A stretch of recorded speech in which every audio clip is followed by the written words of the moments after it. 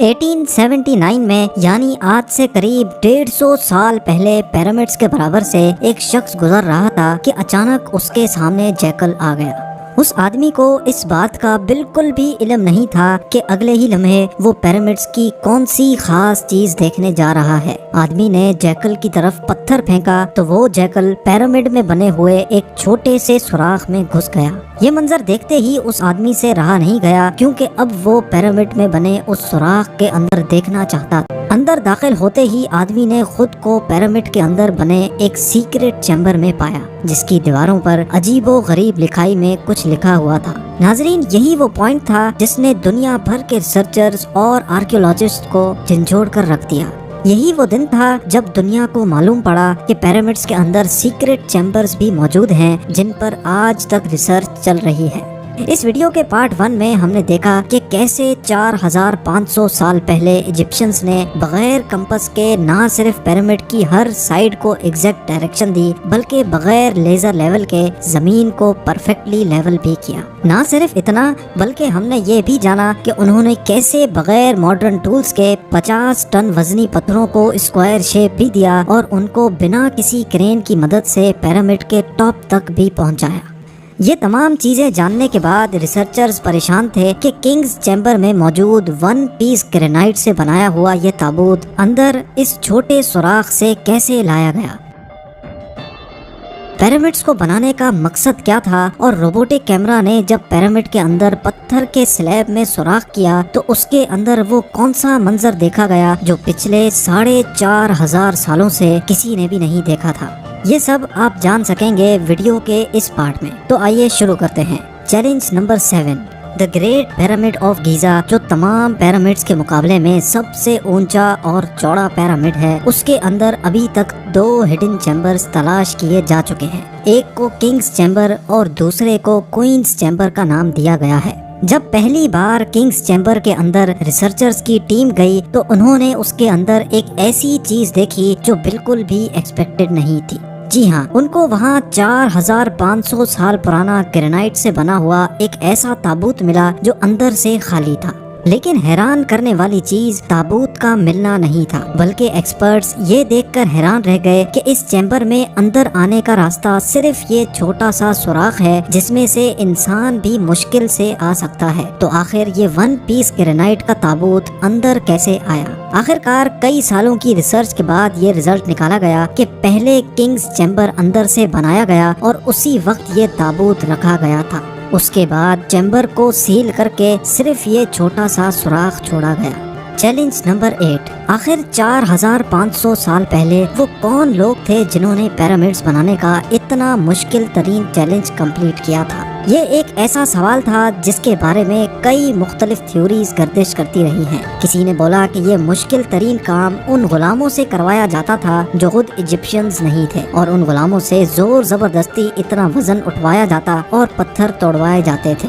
कभी ये बात सुनने को मिलती है कि हजारों साल पहले अर्थ पर एलियंस आए थे जो ये पिरामिड्स बनाकर वापस चले गए। लेकिन एक्सपर्ट्स ने कई सालों की मेहनत के बाद कुछ ऐसा एविडेंस तलाश किया है जिसने ये तमाम थ्योरीज रिजेक्ट कर दी है। जी हाँ, एक्सपर्ट्स ने जब वहाँ मिलने वाले वर्कर्स की हड्डियों और स्केलेटन का मुआयना किया तो उनको एक खास चीज नजर आई। कुछ मजदूरों की हड्डियों पर जोड़ भी लगे थे और कुछ की सर्जरीज भी हो चुकी थी। रिसर्चर्स का मानना है कि जिन लोगों ने पिरामिड्स बनाए थे वो किसी भी सूरत में स्लेव्स नहीं हो सकते, क्योंकि पिरामिड्स की कंस्ट्रक्शन के दौरान उनकी मेडिकल ट्रीटमेंट भी होती रही है। लेकिन पुराने दौर में गुलामों पर इतनी अटेंशन नहीं दी जाती थी। ना सिर्फ इतना, बल्कि माहिरीन ने उन स्केलेटन्स को रिकंस्ट्रक्ट भी किया, जिससे ये जाहिर हो गया कि पिरामिड्स को बनाने वाले लोग दिखते कैसे थे। चैलेंज नंबर 9, अब चूंकि ये एविडेंस भी सामने आ चुका था कि पिरामिड्स को ना ही एलियंस ने बनाया है और ना ही स्लेव्स ने, तो अब ये जानना बाकी रह गया था कि आखिर कितने मजदूरों ने मिलकर ये आलीशान स्ट्रक्चर्स बनाए होंगे। کیونکہ آج کل کے ماڈرن دور میں کنسٹرکشن پروجیکٹس میں انسانوں سے زیادہ مشینز کا استعمال کیا جاتا ہے، اسی وجہ سے اکثر پروجیکٹس 4 سے 5 سالوں میں مکمل ہو جاتے ہیں، لیکن ہزاروں سال پہلے نہ ہی ان کے پاس کوئی مشینز تھیں اور نہ ہی ماڈرن ٹولز، تو ظاہر ہے اس وقت پیرامڈ بنانے کے دوران ایک ہی وقت میں کافی مزدور لگے ہوں گے، لیکن آخر کتنے؟ ہسٹری سے یہ بات معلوم ہوئی کہ پیرامڈس کو بنانے میں کم از کم ایک ہی وقت میں 1 لاکھ مزدوروں کی مدد لی گئی، اور یہ مزدور پورے ملک سے اکٹھے کیے گئے تھے۔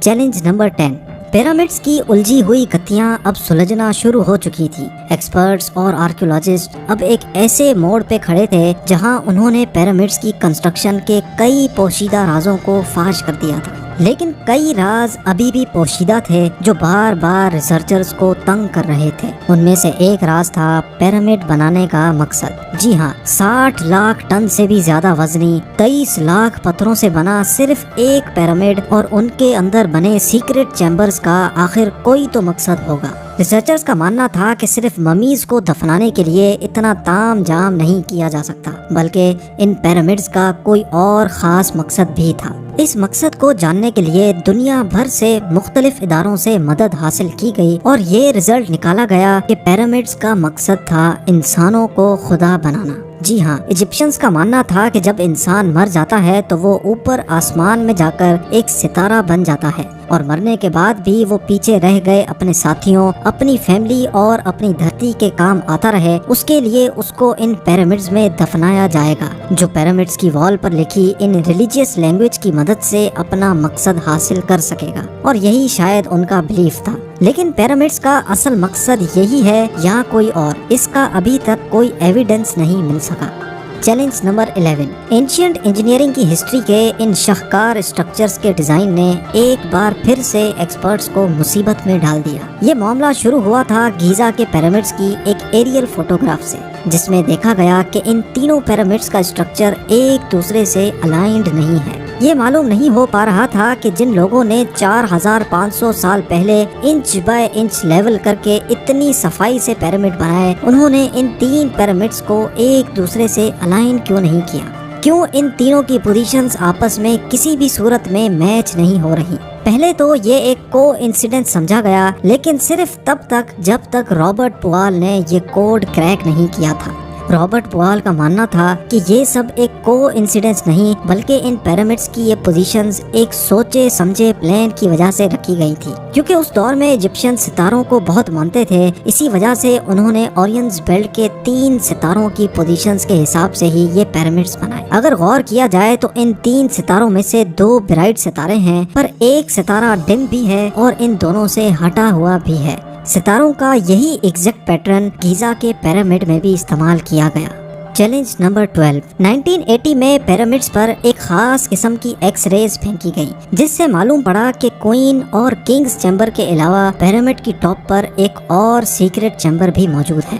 ڈاکٹر زاہی حواس کا ماننا تھا کہ شاید یہی وہ سیکرٹ چیمبر ہے جس کے اندر پیرامڈ کے کئی راز پوشیدہ ہیں۔ اس سیکرٹ چیمبر تک پہنچنے کے لیے 5 سالوں کے ٹائم میں ایک روبوٹک کیمرہ تیار کروایا گیا، جس کو 1993 میں اس چھوٹی سرنگ میں بھیجا گیا۔ ٹھیک 200 فیٹ کے بعد روبوٹک کیمرہ رک گیا، کیونکہ اب اس کے سامنے پتھر کا ایک سلیب تھا جس پر 2 کاپر ہینڈلز بھی لگے تھے۔ لیکن ایکسپرٹس کو ہر قیمت پر سلیب کے اس پار کا منظر دیکھنا تھا جو پچھلے 4500 سالوں سے کسی نے بھی نہیں دیکھا تھا۔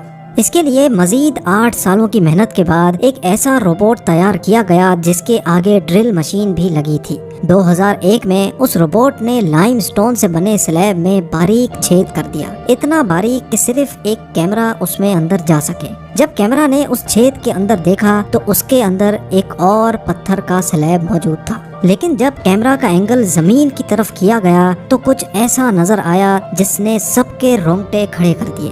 جی ہاں، زمین پر لال رنگ سے کچھ خاص الفابیٹس لکھے تھے۔ یہ الفابیٹس اس چھوٹے پیسج کو سیل کرتے وقت 4500 سال پہلے لکھے گئے تھے۔ نہ ہی ایکسپرٹس کو یہ لکھائی سمجھ آئی اور نہ ہی اس کا مقصد سمجھ آیا۔ لیکن ڈاکٹر زاہی حواس کا ماننا ہے کہ اس دوسرے سلیب کے اس پار ضرور ایک سیکریٹ چیمبر موجود ہے جو پچھلے 4500 سالوں سے کسی نے بھی نہیں دیکھا۔ ہو سکتا ہے آنے والے چند سالوں میں کوئی دوسرا ایڈوانسڈ روبوٹک کیمرہ اس چیمبر کے اندر دیکھ سکے۔ آپ لوگوں کا اس بارے میں کیا خیال ہے مجھے کامنٹس میں ضرور بتائیں۔